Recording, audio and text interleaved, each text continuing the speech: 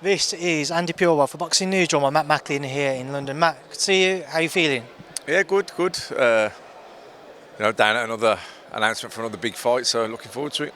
We'll come on to this show. Obviously, this past weekend, Smith-Azim with a dominant and very mature performance against Davies. Got that stoppage victory in the end. What did you make of it? I thought he was brilliant because O'Hara, in fairness, he came to give it a right go. Because if he didn't, he could have found a way out of there sooner. But he didn't. He dug in and tried to stay in there and fight back best he could. But Adam was brilliant. Best performance of his career by far, I would say. I think the rounds he got, the invaluable rounds he got in those couple of fights back to back, where he went, was it 10 rounds each time? Obviously, because early doors, he was banging everyone out. So even though he's doing the work in the gym, he wasn't really getting the time in the ring on the night of the fights to kind of put it into practice or to really get the seasoning that he would have needed. But those last couple of fights, they were like, he got rounds, he won clearly every round type of thing. But then you get the acid test where you've got to put it in now to test against someone that's not just surviving. Because O'Hara didn't just survive, he definitely had a go, he wanted to win. But Adam just methodically broke him down systematically.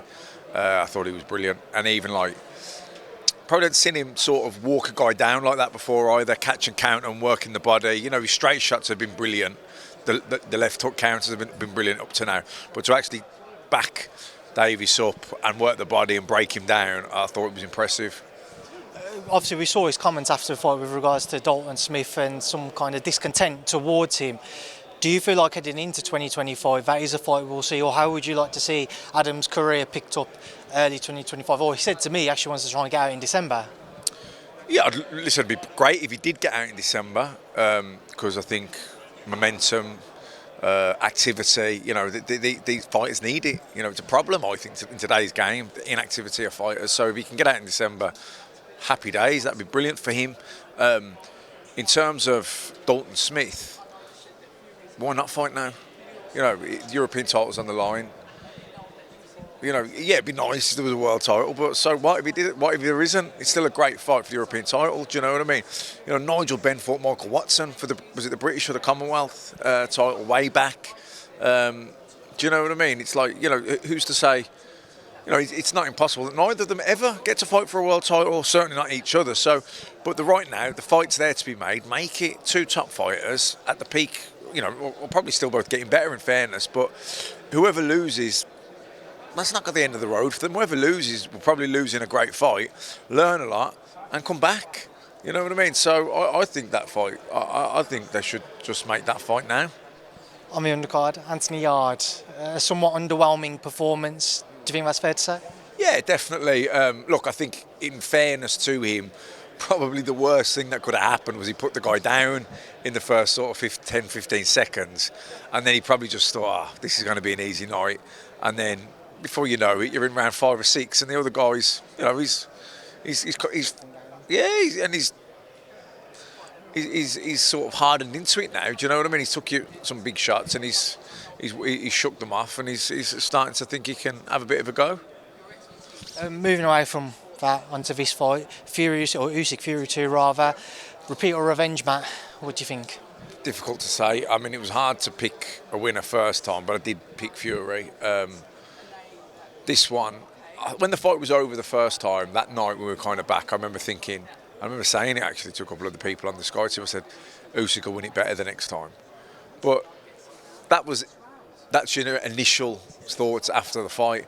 But actually, thinking about it, I don't know if I still feel that way, because that fight took a lot out of both of them at this stage in both of their careers and lives. Usyk's 37 years of age. I know he's probably fresher in some ways to Fury, but he's done a lot of 12-round fights. He's not a massive puncher, so he's done a lot of 12-round fights, a lot of training camps, and he's 37, and all those amateur fights. So neither are spring chickens. Do you know what I mean? So. And in terms of tactics, I think Fury can definitely improve on the first fight. I thought he gave the first 3 rounds away by backing off and trying to box, and it just invited pressure on and let Usyk take the centre of the ring. I think in the rematch, I would be surprised if Fury doesn't try and take the centre of the ring and looks to back Usyk up, which that'll give the fight a different dynamic in terms of tactics and game plan. So it'll be interesting if Fury does do that and he does back him up, and how Usyk sort of counteracts that. In the build-up to the first fight, Alexander Usyk continued to say that that was going to basically be his game plan. He was going to continue to walk towards him. Do you expect him to look to initiate a similar game plan, or do you think he might change things? Do you think he might take it upon himself to look to box a little bit more the way that before the fight people expect to see Fury being more aggressive and Usyk to box a bit more on back foot? Do you expect it to take more of that reverse role then of what you're saying?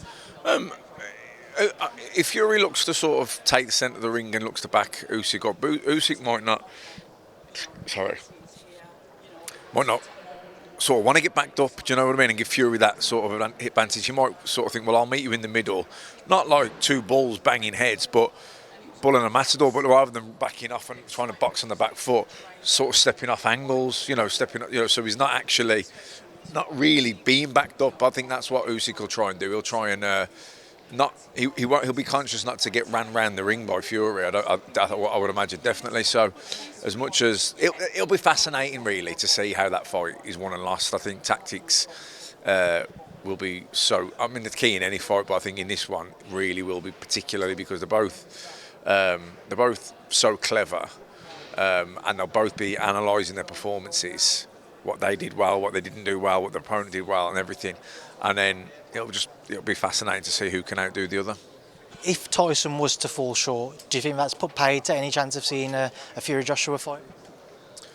I mean, who knows? It's still probably a fight that, from a commercial point of view, would sell. I think the shine would definitely be gone off it, because the whole big selling point is to find out who's the best in the world, isn't it? But if Usyk, who's beaten Joshua twice, if he was to beat Fury again twice, well, they're fighting each other to see who's just the best out of each other, or is it like, I don't know. Like it's hard to say until that really happens. And what's the manner of if Usyk did win?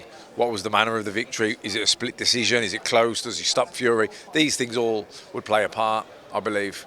On the theme of Anthony Joshua, I'm sure you've seen your colleague Johnny's comments of maybe seeing him, or prefer to see him, retire from the sport now. Paul Smith Jr. said the same to me. He'd rather see him step away from the sport. Do you understand why people are suggesting that? Yeah, I said it the night after the Dubois fight. Look, Joshua will do whatever Joshua wants to do. He's the man. Do you know what I mean? He's the man. He's his own man, and he's a massive name still, and he can earn loads of money still. But he's earned loads of money. Do you know what I mean? He's been a two-time heavyweight champion of the world. It was I didn't really enjoy seeing him getting knocked out in that fight. I didn't enjoy it. He's a nice guy, and he's been a great champion. And I didn't. Listen, fair play to Dubois, but it was like, boxing's brutal. It's not like football where you lose a game of football, don't you? In boxing, you get knocked spark out in front of loads of people, and pride. We've all got our pride, and not that it takes anything away from what he's achieved, but it's your pride, isn't it? You know what I mean? So, and it's your health, and he's achieved everything there is to achieve, and he's earned fortunes, and at 34, he doesn't get better from here. Do you know what I mean? He goes downhill from here. Last one from me, Matt. I saw your comments when you were speaking with Carl Froch about Ben Whittaker and kind of his preparations during the week prior to his fight with Liam Cameron. Can you just delve a little bit into that for myself, please, and just tell me kind of what you saw around that fight week and why you maybe feel like it might have affected Ben heading into the fight? Well, look, he looked on the night of the fight, and obviously Liam Cameron played a part in this by boxing well, tucking up, not really taking anything, pacing it. Do you know what I mean? Coming on stronger. So I don't want to discredit or take away what he did, because he played a part in it. But focusing on what Ben did or didn't do, he looked to me like someone that was either did the weight wrong, or was overtrained, or maybe a bit of both. But I remember on the Wednesday before the fight, we were doing a piece for Sky on J.R. Pataya at the Mike Tyson gym, and he was doing sort of like slams and med ball throws and some jumps and different things like this. And I thought, like, in my own head, I thought, oh, I've never seen anyone do that the Wednesday before a fight. And I know he does a weight cut. I know he like takes a lot of water out sort of the last 24 hours or whatever, because he puts quite a bit back on. And like, so you'd be, if you're doing a weight cut, you'd probably deplete your carbohydrates 5, 6, 7 days beforehand. So you're feeling pretty shit come Wednesday, do you know what I mean?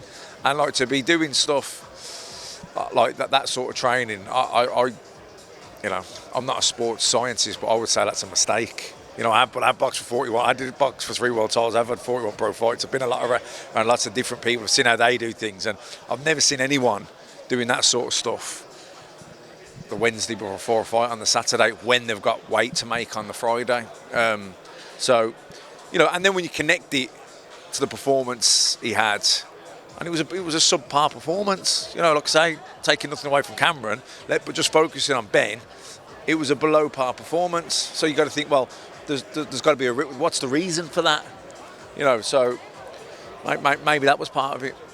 Well, Matt, listen, I appreciate your time as always. Leave yourself to get on with your proper job now. So thanks for speaking to me. I'll see you soon. Oh, so that's out.